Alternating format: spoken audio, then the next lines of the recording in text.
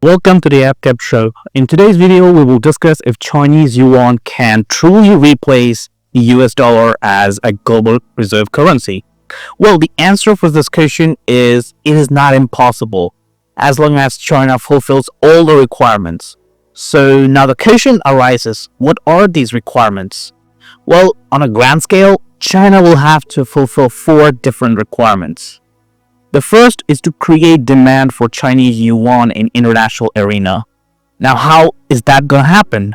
Well, China will have to give up on its manufacturing and become a consumer market. Yes, China will have to import and create a massive trade deficit in order for the creation of demand for their yuan. Now, things get tricky here because China is facing massive unemployment, which has already tanked their consumer demand. Giving up the manufacturing and establishing a consumer demand is a very risky deal given the growing discontent and demographics. So, will China give up on its manufacturing to make yuan go global? Well, you can answer that question in comment section. Now, moving to second requirement, that is, China will have to make its currency completely free and fluid in the international market. This means that Chinese government will have to let the value of yuan be decided by the market dynamics. Actually, Chinese yuan isn't really a free currency and is tightly controlled by the Chinese government. There's a very strong reason why Chinese government do this. Without being politically incorrect, the reason behind controlling yuan is that Chinese government is scared of inflation and it has a historical reasoning for it.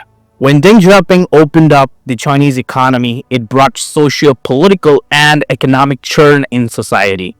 People felt dissatisfied at every level as there was a mass unemployment, and on top of that, inflation turned into hyperinflation.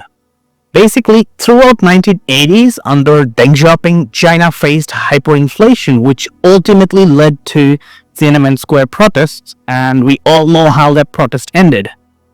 After Tiananmen Square protest, Chinese government made sure that inflation never happens in Chinese economy. So since 1990s, Chinese economy was kept under deflation in order to control the socio-political discontent.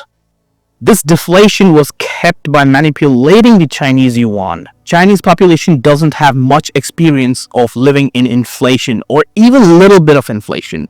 This makes the Chinese government nervous about releasing the yuan into the international market. So again, the question is, will Chinese government release the yuan into international market? Feel free to share your thoughts in comment section. Now, moving ahead and coming to third requirement, that is creating a trading partner which is high in production, consumption, and accepts the Chinese yuan. It is like, say, the US has EU to trade with as trade requires 2 or more than 2 parties.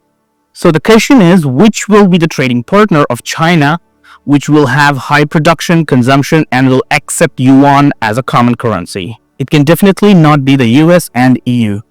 So what options are left with China? Well, China has Latin America, Africa, ASEAN, and probably India if things go fine.